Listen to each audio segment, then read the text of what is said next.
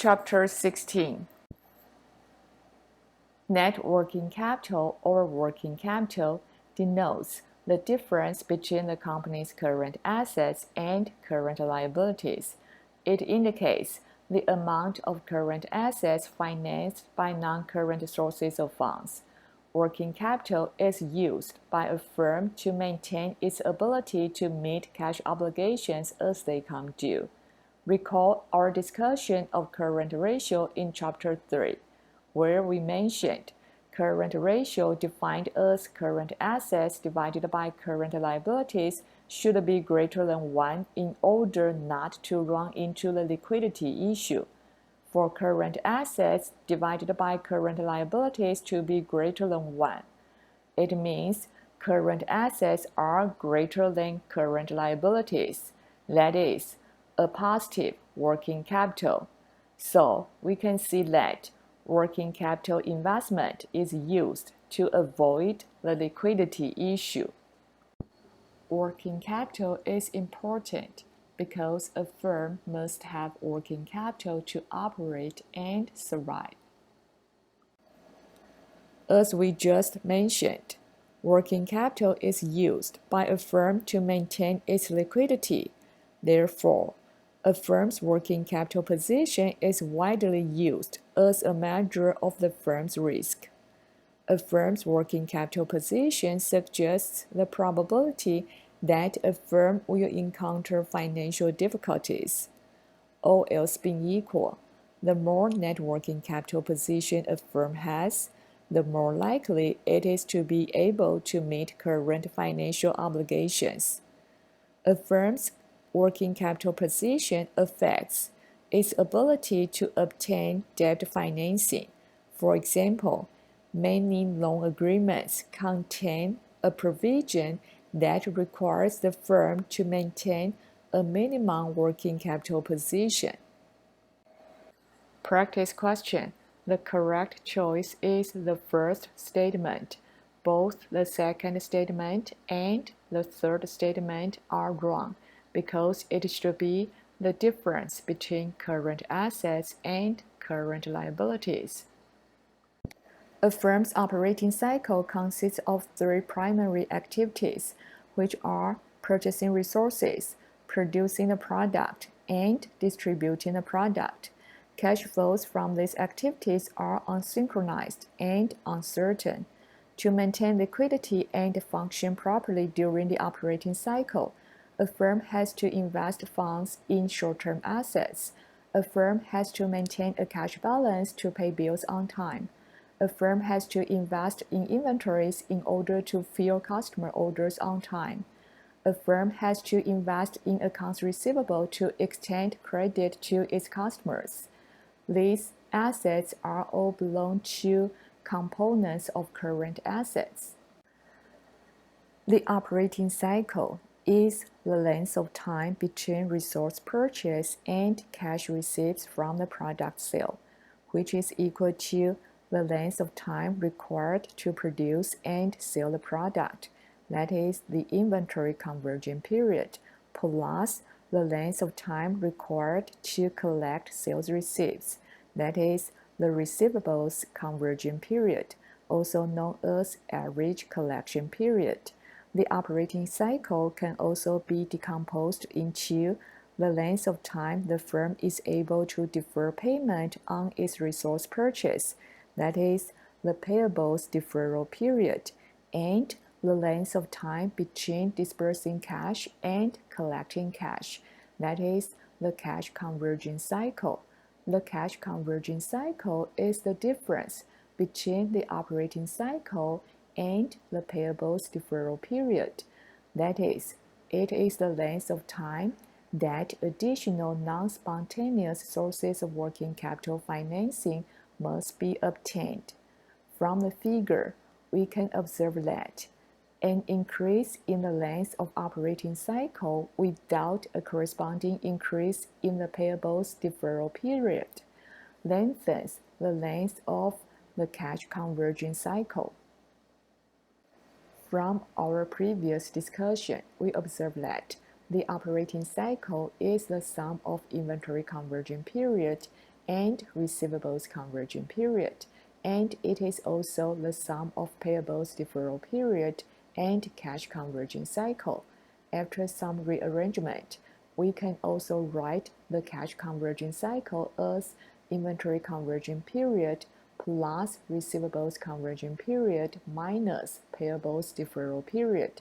We have inventory conversion period equal to 50 days, receivables conversion period equal to 60 days, and payables deferral period equal to 45 days. After calculation, we observe that the cash conversion cycle is 65 days.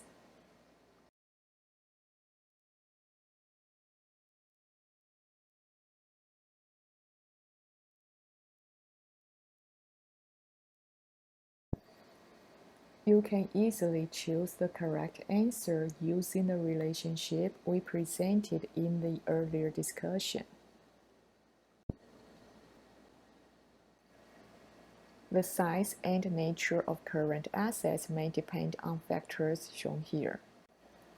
Before deciding on an appropriate level of working capital investment, a firm's management has to evaluate the trade-off between expected profitability and the risk that the firm may be unable to meet its financial obligations. Risk is the firm's inability to meet its financial obligations and is measured by the firm's net working capital position. Profitability is measured by the rate of return on total assets.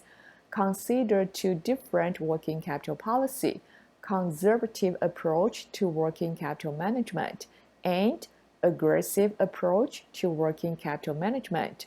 With conservative approach, a firm holds a relatively large portion of its total assets in the form of current assets.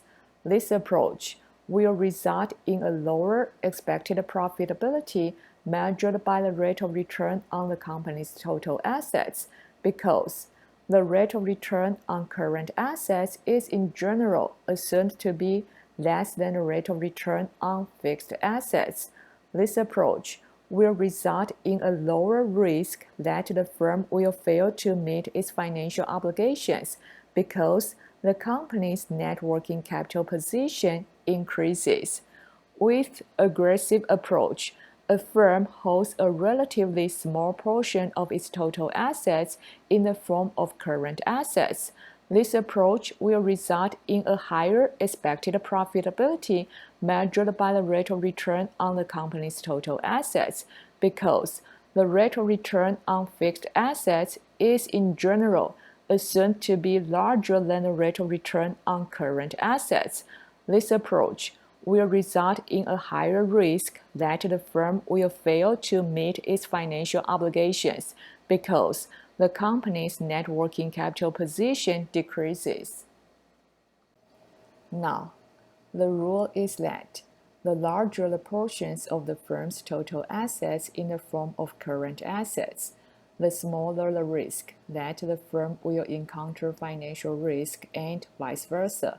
So, the second choice should be selected.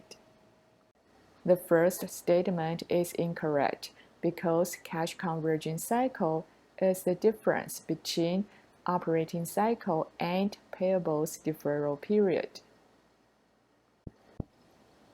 Optimal level of working capital investment is the level expected to maximize shareholder wealth, and no single policy is optimal for all firms.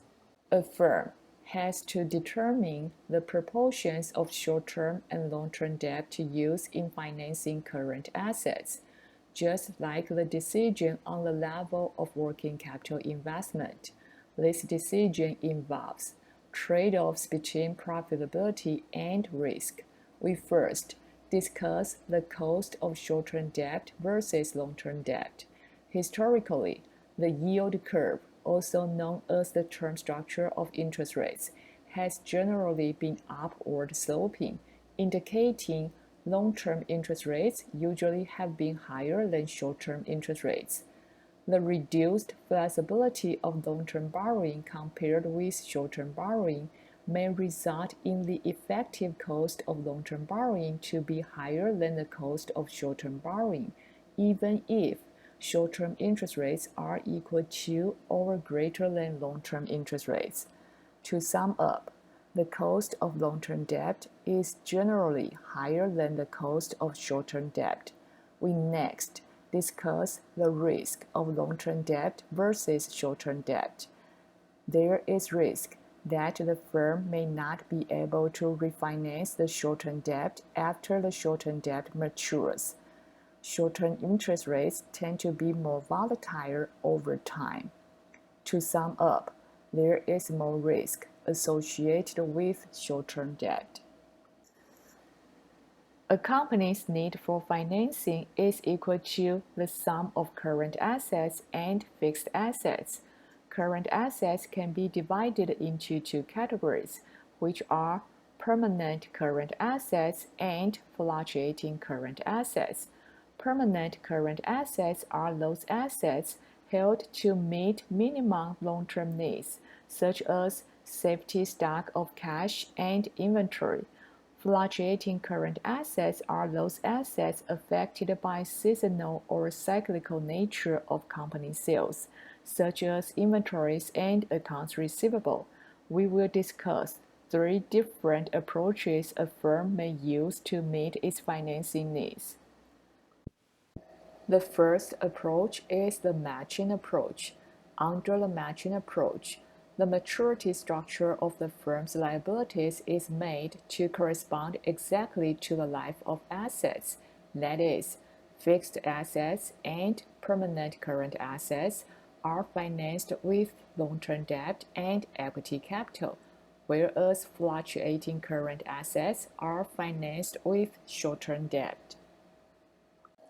The second approach is the conservative approach. The conservative approach uses a relatively high proportion of long-term debt in asset financing. The relatively low proportion of short-term debt reduces the rollover risk and the risk associated with interest rate fluctuation. This approach lowers the expected returns available to equity holders because, in general, the cost of long-term debt is greater than the cost of short-term debt. In sum, the conservative approach lowers the risk and at the same time lowers the expected returns to shareholders.